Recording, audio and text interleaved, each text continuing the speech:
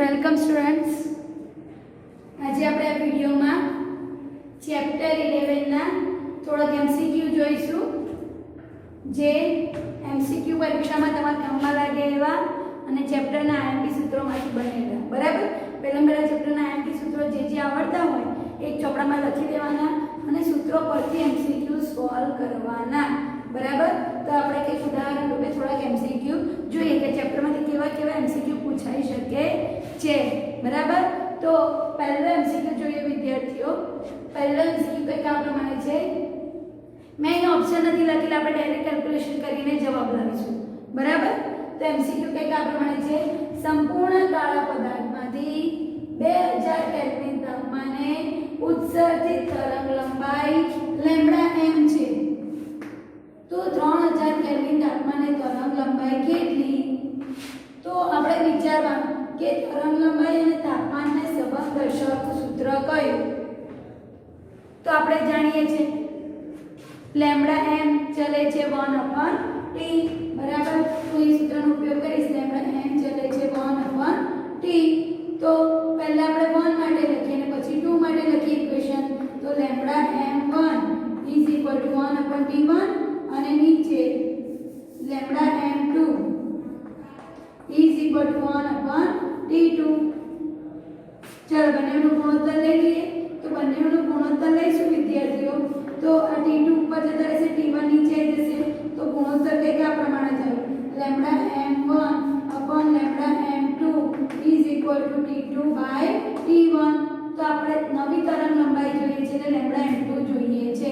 તો λm2 ને સૂત્રનો કરતા બનાવીશું. તો એ સ્ટેપમાં આમ અને આમ એટલે આવશે તો t1 ગુણ્યા λm1/t2 λm2.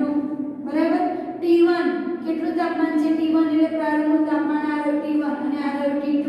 તો t1 છે 2000, t2 છે 3000 અને ગુણ્યા પેલો λm1 એટલે λm છે અને λm2 શોધવાના તરંગ લંબાઈ. બરાબર? થોડી ગયા તો 2/3 λm λm2. બરાબર? તો આન્સર શું આવ્યો? તરંગ લંબાઈ 2/3 λm. બરાબર વિદ્યાર્થીઓ? તો આપણે MCQ પૂરો થયો. બીજો MCQ જોઈએ. સમાન આડછેદનું ક્ષેત્રફળ અને સમાન લંબાઈના બે ચોસલાની ઉષ્મા વાહકતા K અને 2K છે. તો સંયુક્ત વાહકતા કેટલી? તો વિદ્યાર્થીઓ આપણે ઉષ્મીય અવરોધ દ્વારા ટોપિકમાં ભણી ગયેલા કે જ્યારે બે ચોસલાને શ્રેણીમાં જોડ્યા હોય તો શ્રેણીમાં જોડીએ તેનું આપણે ઉષ્મીય અવરોધનું સૂત્ર હતું 1. શ્રેણીમાં હોય તો R RH1 RH2 અને RH1 એટલે R L/Ka બરાબર? અને અહીંયા આગળ પણ 2L/Ka આવતું હતું. તો આને સોલ્વ કરીશું એટલે આપણને જ્યારે બે ચોસલાને શ્રેણીમાં જોડ્યા હોય તો તમારે સૂત્ર યાદ જ રાખવાનું છે કે બે ચોસલાના શ્રેણી જોડાણથી બનતી સમતુલ્ય સંયુક્ત ઉષ્માવર્ધક 2K 1/K1 1/K2. ઇક્વેશન યાદ રાખવાનું છે. બરાબર? ચાલો K1 પહેલી ઉષ્માવાહકતા કેટલી છે? તો કે K જેટલી અને બીજી કેટલી છે? 2K જેટલી અને K1 કહી દઈએ અને K2 કહી દઈએ. તો શું આવશે? K1 ની જગ્યાએ 1/K, K2 ની જગ્યાએ 1/2K. બરાબર? 1/K કોમન કાઢને કે અહીંયા 2/K છે. આ સમતુલ્ય છે. ધારો કે K ડેશ કહી દઈએ તો કન્ફ્યુઝન ના થાય એટલા માટે. બરાબર? તો K ડેશ બરાબર K કોમન કાઢને કે 1/K અહીં કશું ના બચે 1 1/2 1/2 અહીંયા બચે 1 2 તો 2 2 ને 3 એટલે 3/2 અને 3/2 અને પેલો K એમ એટલે 2K એમના m = 2/K ડેશ. તો K ડેશ જોઈએ છે સમીકરણ ઊંધું કરી નાખીએ તો K ડેશ બરાબર 2K/3. સમીકરણને ઊંધું કર્યું. બરાબર? K ડેશ જોઈએ છે સામે જતા રહેશે તો K ડેશ બરાબર 4K/3. બરાબર? અહીંયા K ડેશ બરાબર આવી ગયા 4K/3. કન્ફ્યુઝન ના થાય એટલા માટે આપણે K ડેશ લખેલા છે. સમતુલ્ય ઉષ્માવર્ધક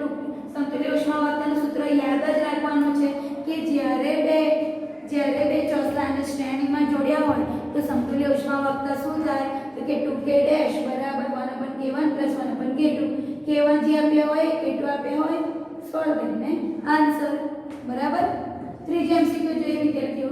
સંપૂર્ણ કાળો પદાર્થ 227 ડિગ્રી સેલ્સિયસ તાપમાને 7 કેલરી સેન્ટીમીટર પર સેકન્ડના દરથી ઉષ્માનું ઉત્સર્જન કરે છે તો 727 ડિગ્રી સેલ્સિયસ તાપમાને આ મૂલ્ય કેટલું હશે બરાબર. એટલે કેટલી ઉષ્મા ઊર્જાનું ઉત્સર્જન થતું હશે એ આપણે જોવાનું છે. અમુક ઇમ્પોર્ટન્ટ વર્ડ પકડી લેવાના વિદ્યાર્થીઓ.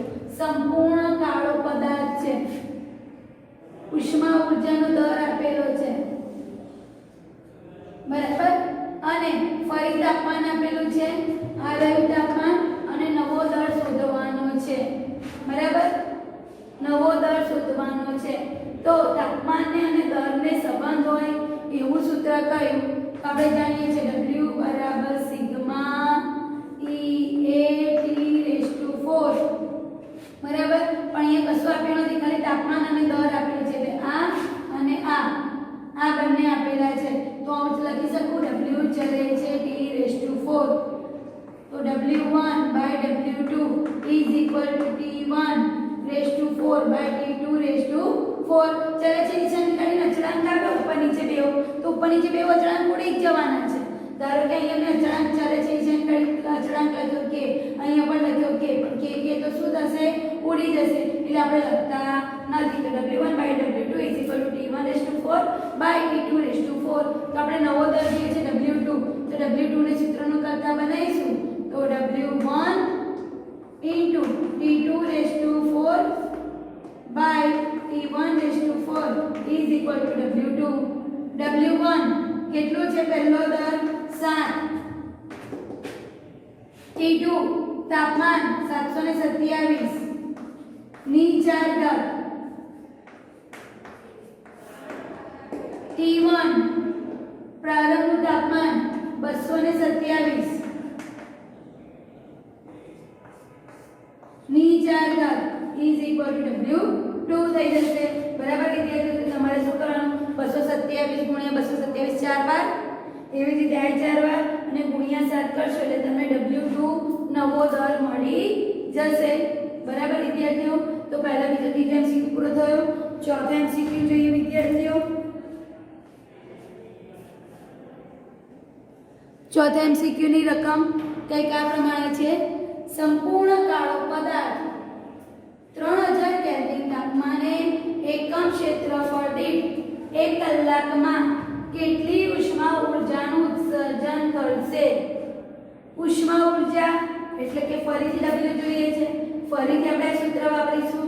કેવી રીતે ખબર પડી તો કે કલાક આપેલો છે, એકમ ક્ષેત્રફળ આપેલું છે, તાપમાન આપેલું છે, ઉષ્મા ઊર્જા શોધવાની છે સિગ્મા, સ્ટીફન બોલ્ટ્ઝમેનનો અચળાંક આપ્યો છે. આ સ્ટીફન બોલ્ટ્ઝમેનના અચળાંકનું સૂત્ર છે બરાબર. તમે થિયરી વાંચ્યા છે તો તમને ખબર હશે. તો ચાલો એ સૂત્ર વાપરીએ તો W બરાબર સિગ્મા E(A)T⁴ ઉષ્મા ઊર્જા જોઈએ છે બરાબર. એટલે અહીંયા આગળ સમય આવશે. અહીંયા સમય લેતા હતા પણ પ્રત્યેક સેકન્ડે લેતા હતા એટલે અહીંયા T બરાબર આપણે 1 મૂકી દેતા હતા, પણ અહીંયા આગળ 1 કલાક કહ્યું છે એટલે T બરાબર 1 મૂકી શકાય નહીં. એટલે T નું સૂત્ર આપણે T ને સૂત્રમાં કન્સિડર કરવો પડે બરાબર. ચાલો કિંમતો મૂકીએ. સિગ્મા 5.7 × 10⁻8 E સંપૂર્ણ કાળા પદાર્થની શોષકતા આપણે જાણીએ છીએ 1. ક્ષેત્રફળ એકમ ક્ષેત્રફળ કયું છે એટલે 1. તાપમાન 3000 કેલ્વિન ની 4 દર, સમયગાળો 1 કલાક કહ્યો છે પણ 1 કલાકને આપણે સેકન્ડમાં ફેરવીએ તો 1 કલાકની કેટલી સેકન્ડ હોય વિદ્યાર્થીઓ 3600. તો અહીંયા ઘણું લખ્યું 3600 સેકન્ડ.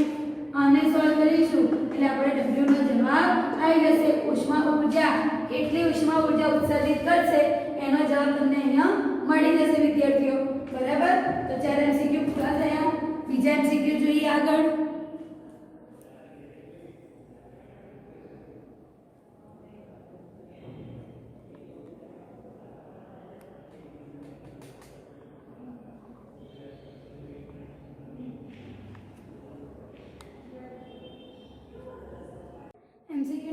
5 વિદ્યાર્થીઓ, જેની રકમ કંઈક આ પ્રમાણે છે.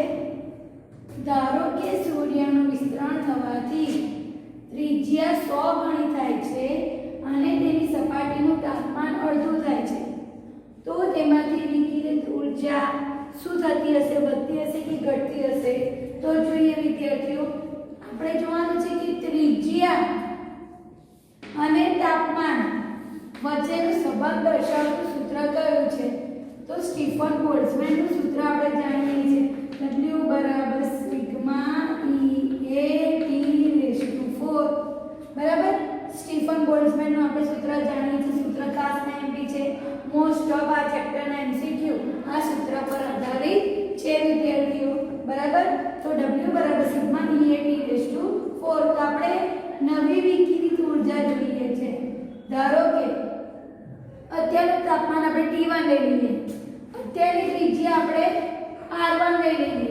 બરાબર, અને અત્યારે જે પ્રારંભની કન્ડિશન છે એ પ્રારંભમાં ઊર્જા આપણે ધારો કે W1 લઈ લઈએ.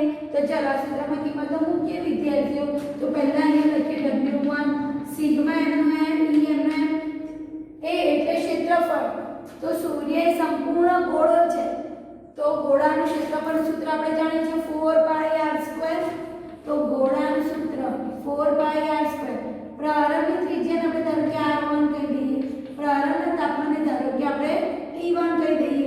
બરાબર, હવે બીજા આપણે જે બીજો કિસ્સો આપ્યો છે એમાં શું છે? તો ત્રિજ્યા 100 ગણી થાય છે અને તાપમાન કેવું થઈ જાય છે? અડધું થઈ જાય છે. એટલે આપણે વિચારીએ વિદ્યાર્થીઓ, તો બીજી ત્રિજ્યા R2, બીજી ત્રિજ્યા R2 એ કેવી થાય છે? તો કે 100 ગણી થાય છે. પ્રારંભિક ત્રિજ્યા કેટલી હતી? R1. R1 કરતા કેટલી થાય છે? 100 ગણી. તો R2 બરાબર શું લખાય? 100 R1 લખાય. નવી ત્રિજ્યા જૂની ત્રિજ્યા કરતા 100 ગણી થાય છે. નવું તાપમાન T2 એ જૂના તાપમાન કરતા કેટલું થાય છે? અડધું, એટલે T1/2. બરાબર, તો આ બીજી કન્ડિશન માટે આપણે ફરી આ સૂત્ર લખીએ. તો W2 બરાબર sigma E 4πr² T2 rays to 4. કિંમતો મૂકીએ વિદ્યાર્થીઓ. સિગ્મા E એમનો એમ 4π એમનો એમ. ત્રિજ્યા તો શું આવશે? 100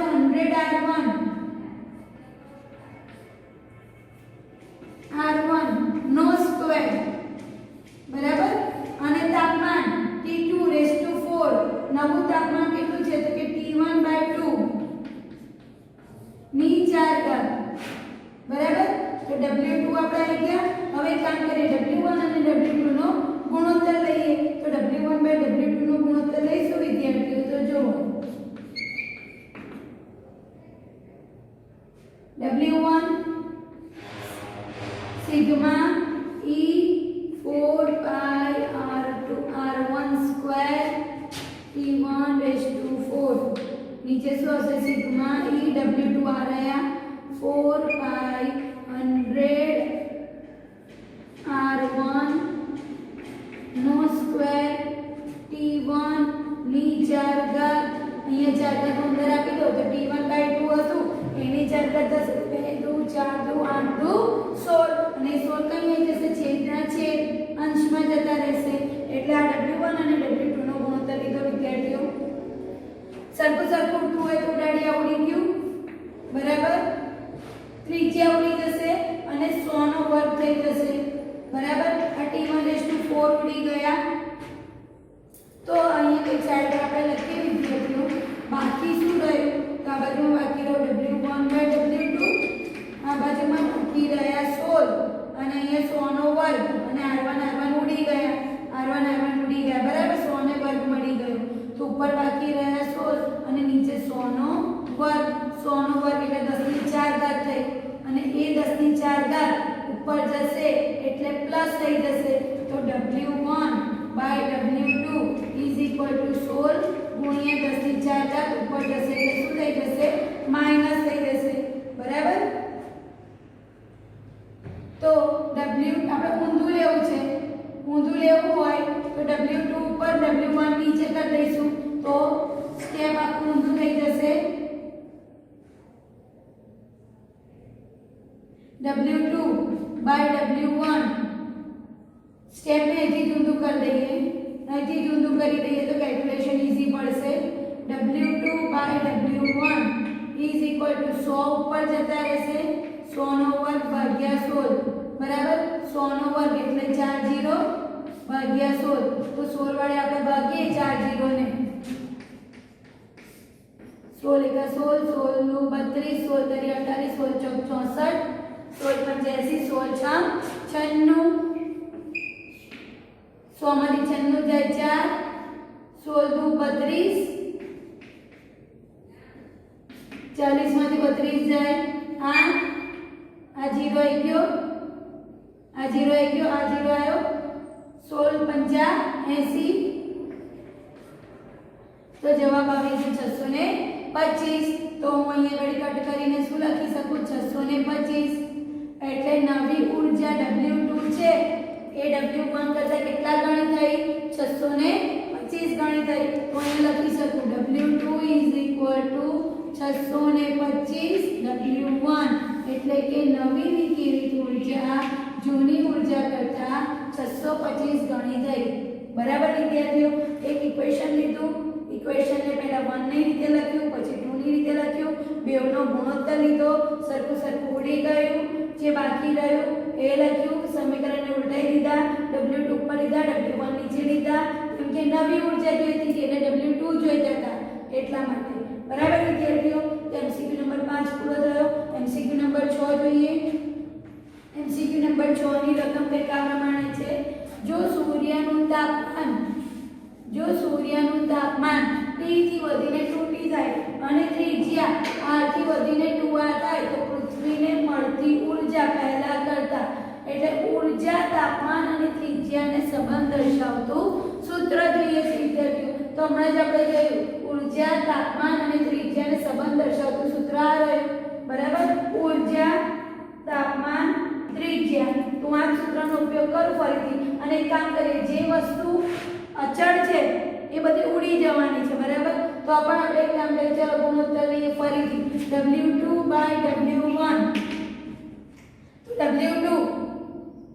W2 એટલે આ સૂત્ર લખાશે તો સિગ્મા E A એટલે ક્ષેત્રફળ એટલે 4πr², પણ નવી ત્રિજ્યા એટલે કેટલી થાય છે? 2r થાય છે. કેમ કે હું ડાયરેક્ટ 2 થી લખું છું એટલે અહીંયા ઘડીમાં 2r લખવા પડશે. બરાબર? તો 4π m ના m, અહીંયા 2r નો સ્ક્વેર, નવી ત્રિજ્યા છે 2r એટલે. તાપમાન, નવું તાપમાન કેટલું થાય છે? T થી વધીને 2T થાય છે. તો અહીંયા નવું તાપમાન લખીશ 2T રેઝ ટુ 4. બરાબર? નીચે સેમ એવી રીતે જૂની ત્રિજ્યા કેટલી હતી? તો મુખ્ય ત્રિજ્યા હતી r જેટલી, 4πr². મુખ્ય તાપમાન કેટલું હતું? T જેટલું એટલે T રેઝ ટુ 4. બરાબર? તો નવી ઊર્જા જોઈએ છે એટલે W2 જોઈએ છે, તો જેટલું ઉડતું હોય એટલું ઉડાડી લઈએ. વર્ગ અંદર આપી વિદ્યાર્થીઓ, તો જો 2 નો વર્ગ 4r² ગુણ્યા 2 × 4 = 8 × 16 T રેઝ ટુ 4, નીચે r² અને T રેઝ ટુ 4 ઉડી જશે. 16 64. તો W2 બાય W1 કેટલા આયા? 64 આયા. એનો મતલબ કે મળતી નવી ઊર્જા, જે હાલ ઊર્જા મળે છે એના કરતા કેટલી થઈ જાય? 64 ગણી થઈ જશે. બરાબર? તો પૃથ્વીને મળતી નવી ઊર્જા પહેલાની ઊર્જા કરતા 64 ગણી થઈ જશે વિદ્યાર્થીઓ. આ પણ સ્ટીફન બોલ્ટ્ઝમેનનું સૂત્ર. બરાબર? ત્રિજ્યા અને તાપમાન અને ઊર્જા આધારિત જો કોઈ સૂત્ર હોય તમને યાદ આવે તો સ્ટીફન બોલ્ટ્ઝમેન જ છે. બરાબર? આગળ જોઈએ નેક્સ્ટ MCQ. તારા વડે વિકિરિત ઊર્જાનું મૂલ્ય સૂર્ય કરતા 10,000 ગણું છે. કોઈક તારો છે, એ તારામાંથી જે વિકિરિત ઊર્જા બહાર નીકળી રહી છે એ સૂર્ય કરતા કેટલી છે? 10,000 ગણી છે. જો સૂર્ય અને તારાની સપાટીના તાપમાન 6000 કેલ્વિન અને 2000 કેલ્વિન હોય તો સૂર્ય અને તારાની ત્રિજ્યાનો ગુણોત્તર. બરાબર? ઊર્જા આપી છે ઊર્જા આપી છે, તાપમાન આપ્યું છે અને ત્રિજ્યાનો ગુણોત્તર જોઈએ છે. તો આનું આ સૂત્ર ફરીથી વપરાશે વિદ્યાર્થીઓ. સ્ટીફન બોલ્ટ્ઝમેનનું સૂત્ર ફરીથી વપરાશે. ચલો વાપરીએ. તો W બરાબર W1 અને W2 લખીએ તો W1 સૂર્ય માટે લખીએ અને W2 તારા માટે લખીએ. બરાબર. તારાની ત્રિજ્યા સૂર્ય અને તારાની ત્રિજ્યાનો ગુણોત્તર કર્યો છે. બરાબર. તો એક કામ કરીએ વિદ્યાર્થીઓ, W2 બાય W1 ડાયરેક્ટ લખીએ ગુણોત્તર. તો સિગ્મા E A એટલે ક્ષેત્રફળ એટલે ડાયરેક્ટ લખીએ 4πr² T⁴ બરાબર. ફરીથી સિગ્મા E A એટલે 4πr² T⁴ કઈ વસ્તુ બદલાય છે ને 1 અને 2 લખીએ. ત્રિજ્યા બદલાશે. અહીંયા હું W2 બાય W1 લઉં છું. W2 એટલે તારા માટે અને W1 સૂર્ય માટે લઈશું. બરાબર. તો એક કામ કરીએ, પણ આપણે ગુણોત્તર ઊંધો પૂછ્યું છે સૂર્ય અને તારા માટે. તો સૂર્યને આપણે 2 નંબર કહી દઈએ અને તારાને 1 નંબર કહી દઈએ. તો એક કામ કરીએ, ગુણોત્તર ઉલટાઈ દઈએ. W1 બાય W2 લખીએ. W1 બાય W2 બરાબર. આ તો અચળ છે, ઉડી જશે. 4π પણ ઉડી જશે. 1 નંબર 1 2 2 બરાબર. હવે આપણને ત્રિજ્યાઓનો ગુણોત્તર કયો છે તો આ સામે જતું રહેશે, આ નીચે આવી જશે એટલે આવું થશે. જો W1 T⁴ upon W2 T1⁴ is equal to R1² by R2². ચલો W1 નંબર છે સૂર્ય માટે. તો તારાની વિકિરિત ઊર્જા, તારા દ્વારા વિકિરિત જે ઊર્જા છે એ સૂર્ય કરતા 10,000 ગણી છે.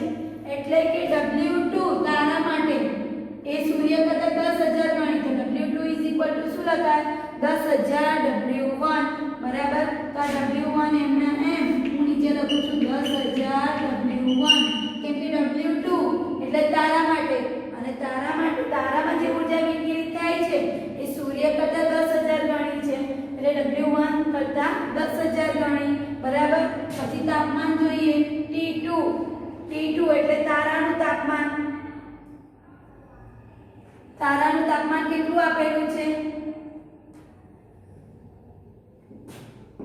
6000 કેલ્વિન. સૂર્ય અને તારાની સપાટીના તાપમાન, સૂર્યનું તાપમાન છે 6000 અને તારાનું તાપમાન છે 2000. તો સૂર્યનું તાપમાન એટલે 1 એટલે કેટલું છે 6000 અને તારાનું તાપમાન કેટલું છે 2000 ની 4 ઘાત is equal to R1² by R2². બરાબર. ચાલો એક કામ કરીએ, W1 ઉડી ગયા. સ્ક્વેરને દૂર કરવા માટે રૂટ મૂકવું પડે તો અહીંયા પણ સ્ક્વેરને દૂર કરવા માટે રૂટ મૂકી દઈશું. બરાબર. તો રૂટ એટલે 1/2 થશે વિદ્યાર્થીઓ. તો જો આની કેલ્ક્યુલેશન આગળ કંઈક આ પ્રમાણે થશે વિદ્યાર્થીઓ. 2000 ની 4 ઘાત છે તો જો આની 4 ઘાત છે, આની 4 ઘાત છે અને 10,000 છે. રૂટ એટલે 1/2 લખાશે. તો 2000 ની 4 ઘાત ઇન્ટુ રૂટ એટલે 1/2 થશે. નીચે 10,000 નું વર્ગમૂળ 1/2 થશે ગુણ્યા 6000 ની 4 ઘાત છે અને એનું વર્ગમૂળ 1/2 થશે is equal to આ બાજુમાં બચ્યા R1 by R2. વર્ગને દૂર કરવા માટે બંને બાજુમાં શું લીધેલું છે વર્ગમૂળ લીધું છે વિદ્યાર્થીઓ. બરાબર. અહીંયા 2 દૂ 4 થશે, 2 દૂ 4 થશે એટલે 2000 બાય 6000 ડાયરેક્ટ લખી શકીએ. 2000 બાય 6000 નો સ્ક્વેર થશે. બરાબર. અને નીચે હજુ પણ એક બચ્યા સ્ટેપ ગુણ્યામાં 1/10,000 નું વર્ગમૂળ શું નીકળશે 100 નીકળશે. તો 10,000 નું વર્ગમૂળ 100 કટ થઈ ગયું. તો બચ્યું શું સ્ટેપ તો આ બાજુમાં 2 નો વર્ગ તો 2 દૂ 4 અથવા તો એક કામ કરીએ 2 તરી 6 કરી નાખીએ તો ઉપર કશું ના બચ્યું એટલે 1 નીચે 2 3 નો વર્ગ તો 3 તરી 9 અને આ ગુણ્યા 100 એટલે 900 આયા. બરાબર. તો આપણો જવાબ શું આવ્યો બંનેની ત્રિજ્યાઓનો ગુણોત્તર બંનેની ત્રિજ્યાઓનો ગુણોત્તર, સૂર્ય અને તારાની ત્રિજ્યાઓનો ગુણોત્તર r1/r2 = કેટલો થશે? તો જો 1/900 બરાબર 1/900 થશે બરાબર। ચલો વિદ્યાર્થીઓ નેક્સ્ટ દાખલો જોઈએ। 8મો, ખાલી જગ્યા પ્રક્રિયામાં ઉષ્માના પ્રસરણ માટે ગુરુત્વાકર્ષણ જરૂરી છે। એવી કઈ પ્રક્રિયા છે કે જેમાં ઉષ્માનું પ્રસરણ થાય તો ગુરુત્વાકર્ષણ જોઈએ? તો આપણે ત્રણ પ્રક્રિયાઓ ભણી ગયા ઉષ્માના પ્રસરણની ત્રણ રીતો, ઉષ્મા વહન, નયન અને વિકિરણ। તો ઉષ્મા નયનમાં ગુરુત્વાકર્ષણ બળ આવતું હતું। કેમ કે પ્રવાહીને ગરમ કરવું હોય તો આપણે જાણીએ છીએ કે જેની ઘનતા ઓછી હોય એ ઉપર રહેશે અને વધારે ઘનતાવાળું નીચે આવતું હતું બરાબર। તો ભારે લિક્વિડ થઈ જાય એટલે ઓટોમેટિક ગુરુત્વાકર્ષણ બળને કારણે ખેંચાઈને કઈ આવી જતું હતું? નીચે આવી જતું હતું બરાબર। તો ગુરુત્વાકર્ષણ શબ્દ માત્ર આપણે ઉષ્મા નયનમાં જ જોયું હતું બરાબર। તો કઈ પ્રક્રિયામાં ઉષ્માના પ્રસરણ માટે ગુરુત્વાકર્ષણ જરૂરી છે? તો ઉષ્મા નયન બરાબર। નેક્સ્ટ, એક તારાને સંપૂર્ણ કાળો પદાર્થ ગણવામાં આવે છે। તેનું તાપમાન 5×10⁴ કેલ્વિન હોય તો તેમાંથી ઉત્સર્જિત તરંગ લંબાઈ શોધવાની છે વિદ્યાર્થીઓ। તરંગ લંબાઈ એટલે લેમ્બડા, તરંગ લંબાઈ પાછી નેનોમીટરમાં શોધવાની છે। નેનોમીટર એટલે 10⁻⁹ અને આપણને અચળાંક આપેલો છે p। તો આપણને અચળાંક આપ્યો હોય, તાપમાન આપ્યું હોય અને તરંગ લંબાઈ શોધવાની હોય તો વીનનો સ્થળાંતરનો નિયમ યુઝ કરી શકીએ। વીને શું કરું તો લેમ્બડા ચલે છે 1/t અથવા તો t ચલે છે 1/લેમ્બડા।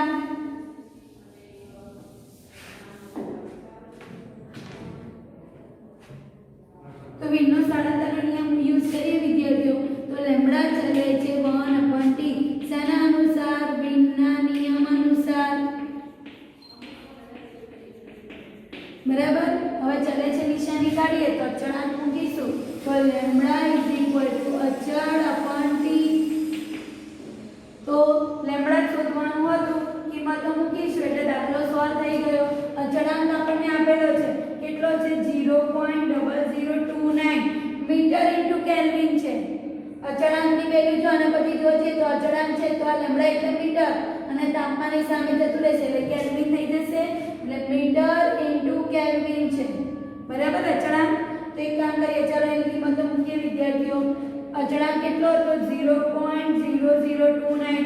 એક કામ કરું છું પોઈન્ટને આ બાજુ ખસેડું છું તો પોઈન્ટ આ બાજુ ખસે એટલે માઈનસ ઘાત થશે તો 1 2 જો અહીંયા આગળ ફરીથી અહીંયા પોઈન્ટ હતો વિદ્યાર્થીઓ 1 2 અને 3 એટલે 2.9 × 10⁻⁴ તો 4 ના ઘાતમાં કરી નાખીએ તો આ બાજુમાં થશે એટલે ચોથી ઘાત થશે 1 2 3 ને 4 એટલે 29 × 10⁻⁴ માઈનસ આવશે બરાબર। અને નીચે શું બચ્યા? 5 × તાપમાન કેટલું આપેલું હતું? 5 × 10⁴ 10⁴ ઉપર જશે એટલે કેવી થઈ જશે?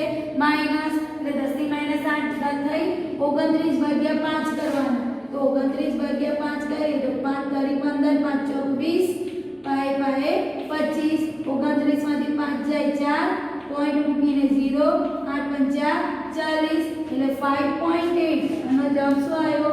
5.8 × 10⁻+ 4 ઉપર ગઈ એટલે -8 થઈ। નેનોમીટર એટલે આપણે જાણીએ છીએ 10⁻⁹ થશે બરાબર। તો આ પોઈન્ટને હું આ બાજુમાં ખસેડી દઉં તો 10⁻⁹ થશે, આમ ખસેડીશું એટલે 558 × 10⁻⁹ અને 10⁻⁹ એટલે નેનો કહેવાય તો જવાબ શું આવ્યો કહેવાય? 58 નેનોમીટર। તો અહીંયા આગળ લખવાનું 58 નેનોમીટર બરાબર। ચલો નેક્સ્ટ એમસીક્યુ 10 જે ઉષ્મા પદાર્થનું તાપમાન 1°C જેટલું વધારી શકે તેને શું કહેવાશે? તો કે 1°C જેટલું તાપમાન વધારવા માટે જરૂરી ઉષ્માને વિશિષ્ટ ઉષ્માધારિતા કહે છે। આપણે ભણી ગયા બરાબર। તો વ્યાખ્યા પર આધારિત એમસીક્યુ એને કહેવાશે વિશિષ્ટ ઉષ્માધારિતા, બરાબર. અથવા તો આને ઉષ્મા ક્ષમતા પણ કહેવાય વિદ્યાર્થીઓ, તમારે યાદ રાખવાનું છે. અથવા ઉષ્મા ક્ષમતા. તાપમાનમાં જો કોઈ પદાર્થના તાપમાનમાં 1 ડિગ્રી સેલ્સિયસ જેટલો ફેરફાર કરવો હોય તો જરૂરી ઉષ્માને વિશિષ્ટ ઉષ્માધારિતા અથવા ઉષ્મા ક્ષમતા કહે છે, બરાબર. Next 11 MCQ. એક જ્યોતની મદદથી સળિયાને ગરમ કરતા શરૂઆતમાં ઝાંખો લાલ, પછી લાલાશ પડતો પીળો અને અંતે સફેદ દેખાય તો કયો નિયમ લાગુ પડી શકાય? તો વીટનો સ્થળાંતરનો નિયમ ખબર છે કે કોઈ પદાર્થનું જેમ જેમ તાપમાન વધે તેમ તેમ તેમાંથી ઉત્સર્જિત થતી તરંગ લંબાઈઓ બદલાય, અને તરંગ લંબાઈઓ બદલાય એટલે આપણને પદાર્થનો રંગ બદલાતો હોય એવું લાગે, બરાબર. તો હમણાં જ આપણે ભણી ગયા વીટના સ્થળાંતરનો નિયમ, લેમ્બડા અને ટી ને સંબંધ દર્શાવતું. તો કયો નિયમ લાગુ પડી શકાય? તો વીટનો નિયમ, બરાબર. આગળ એલ્યુમિનિયમ અને સ્ટીલની બનેલી દ્વિધાતુ પટ્ટીને ગરમ કરતા પટ્ટીનું શું થશે? તો જોઈએ અહીંયા આગળ જો આની આકૃતિ બનાવીએ વિદ્યાર્થીઓ. એક એલ્યુમિનિયમ અને સ્ટીલની પટ્ટી દ્વિધાતુની બનેલી પટ્ટી છે. બહાર આ એલ્યુમિનિયમ, આ એલ્યુમિનિયમની પટ્ટી અને નીચે એની જોડે સ્ટીલની પટ્ટી, આવી રીતે પટ્ટી બનાવેલી છે. હવે પટ્ટીને ગરમ કરીએ છીએ. તો પટ્ટીને ગરમ કરીશું વિદ્યાર્થીઓ તો તમને અહીંયા આગળ એક લોજિક ખબર હોય છે કે એલ્યુમિનિયમનો પ્રસરણાંક વધુ છે સ્ટીલ કરતાં, એટલે એલ્યુમિનિયમનું પ્રસરણ વધુ થશે અને સ્ટીલનું પ્રસરણ કેવું થશે? ઓછું થશે. તો સ્ટીલનું પ્રસરણ ઓછું થશે અને એલ્યુમિનિયમનું વધારે થશે, એટલે અહીંયા આગળ જો આવું થઈ જશે. સીધી પટ્ટી હતી ને તે પટ્ટી હવે સ્ટીલની પટ્ટી આવી થઈ જશે અને ઉપર એલ્યુમિનિયમની પટ્ટી આવી જશે. તો આ સ્ટીલની પટ્ટી થઈ જશે અને આ એલ્યુમિનિયમની પટ્ટી થઈ જશે, બરાબર. તો સ્ટીલ અંદર તરફ વળી જશે તો પટ્ટીને ગરમ કરતા પટ્ટીનું શું થશે? કે સ્ટીલની પટ્ટી અંદર તરફ વળશે. આવું કેમ થયું? તો જો તમારે યાદ રાખવાનું છે alpha aluminium is greater than alpha steel. એલ્યુમિનિયમનો પ્રસરણાંક સ્ટીલ કરતાં વધુ છે એટલે એલ્યુમિનિયમનું વધારે પ્રસરણ થશે, સ્ટીલનું ઓછું પ્રસરણ થશે, એટલે સ્ટીલ અંદરની બાજુમાં વળી જશે. એવું કહેવાય કે અંદરની બાજુમાં અંતરકોટ પણ બનાવશે, બરાબર વિદ્યાર્થીઓ. તો આ સાથે 12 MCQ પૂરા થયા અને MCQ નો લેક્ચર 1 પણ અહીંયા આગળ પૂરો થયો વિદ્યાર્થીઓ.